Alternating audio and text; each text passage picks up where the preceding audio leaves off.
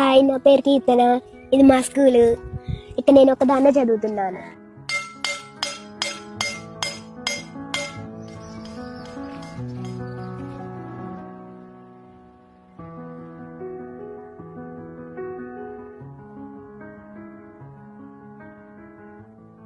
మళ్ళీ 9కి ఏమో మా నాన్న తింపుతాడు.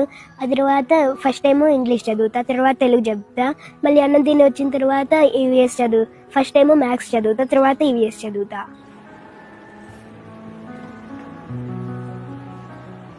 టీచింగ్ ఎప్పుడు ఒకటేలా ఉంటుంది సార్.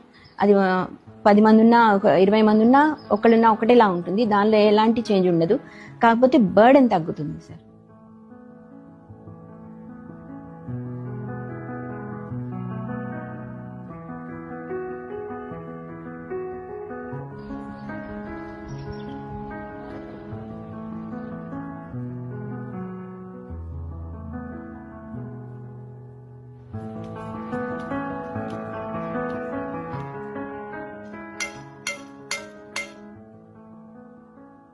మళ్ళీ ఈ స్కూల్ మూతపడితే మళ్ళీ తెరిపించడం కష్టం అని చెప్పేసి మా నాన్న ఈ స్కూల్లోనే చదివిపిస్తా అన్నాడు. 7th వరకు ఈ స్కూల్లో చదువుతా, తర్వాత హాస్టల్కి వెళ్ళిపోతా.